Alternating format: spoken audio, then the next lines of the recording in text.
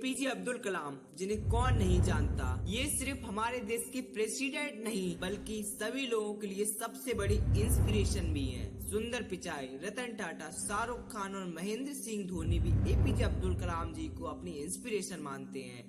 ये उनकी आखिरी स्पीच है। यह स्पीच इंग्लिश में है। कई लोग इंग्लिश लैंग्वेज ना आने की वजह से ये स्पीच सुन नहीं पाए, इसलिए ये स्पीच मैं आपको इंग्लिश में सुनाने वाला हूँ, जिससे भारत का हर इंसान इस स्पीच को सुन सके। उनका एक बहुत ही फेमस कोट है, सपने वो नहीं जो आप सोते हुए देखते हैं, सपने वो है जो हमें सोने नहीं देते। याद रखना, शब्द उनके हैं, बस मैं तो आवाज दूंगा। तो ये स्पीच स्टार्ट करते हैं। मैं एक घटना बताऊंगा कि आप सभी जो यहाँ इकट्ठे हुए हैं, आप सभी को यह घटना याद है। 1969 में SLV-3 सैटेलाइट लॉन्च व्हीकल था। मैं प्रोजेक्ट डायरेक्टर और मिशन डायरेक्टर था। मेरा मिशन सैटेलाइट को ऑर्बिट में रखना था। हजारों लोग काम कर रहे थे। लगभग 10 साल की मेहनत के बाद मैं SLV तक पहुंच गया था और लॉन्च पैड की काउंटडाउन चल रही थी। 5 मिनट, 1 मिनट 40 सेकेंड। कंप्यूटर की वार्निंग थी कि इसे लॉन्च ना करें। मैं मिशन डायरेक्टर हूँ, निर्णय लेना मेरा काम है, सब कुछ मेरे ऊपर था।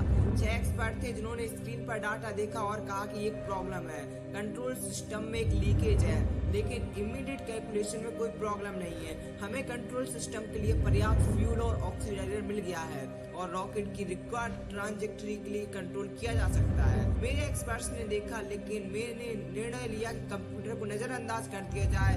मैंने सिस्टम को ठीक से लॉन्च किया। पहले चरण का काम ठीक से हुआ, लेकिन दूसरे चरण में समस्या आ गई और यह 1969 की बे ऑफ बंगाल में सैटेलाइट को ऑर्बिट में रखने की स्पिनिंग स्टेबिलिटी पर चला गया। यह एक फेलियर थी। पहली बार मैंने अपने चैनल पर फेलियर का अनुभव किया। आप फेलियर को सक्सेस में कैसे बदलते हैं?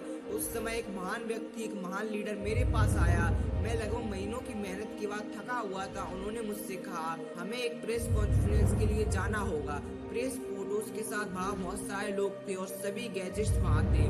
मैं वास्तव में दोषी था और मिशन के चेयरमैन ने कहा कि मैं दोषी था। इंडियन स्पेस ने कहा कि प्रिय दोस्तों, आज हम विफल रहे हैं। यह पहली बार है मुझे सभी सक्सेस की तरह फेलियर्स का सामना करना पड़ रहा है। मैं अपने टेक्निकल एक्सपर्ट्स और साइंटिस्ट और स्टाफ का समर्थन करना चाहता हूं ताकि अगले साल वे सफल हों।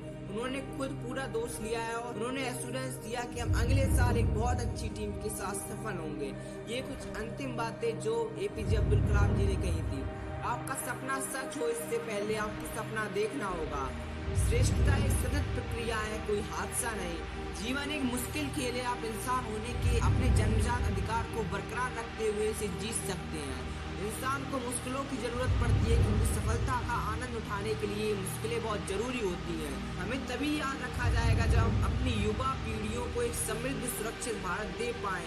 इस समृद्धि का स्रोत आर्थिक समृद्धि और सभ्य विरासत होगी। जो लोग मन से काम नहीं करते, उन्हें जो सफलता मिलती वो खोखली और आधी अधूरी होती है, जिससे आसपास कड़वाहट फैलती है। आसमान की तरफ देखिए, अब अकेले नहीं, पूरा ब्रह्मांड हमारा दोस्त है और वो उन्हीं सबसे सर्वोत्तम देता है जो सपने देखते हैं, मेहनत करते हैं। अगर किसी देश को भ्रष्टाचार मुक्त बनाना है, सुंदर मस्तिष्कों वाला बनाना है, तो मेरी साफ राय है कि समाज के इन 3 सदस्यों में बहुत अहम भूमिका है।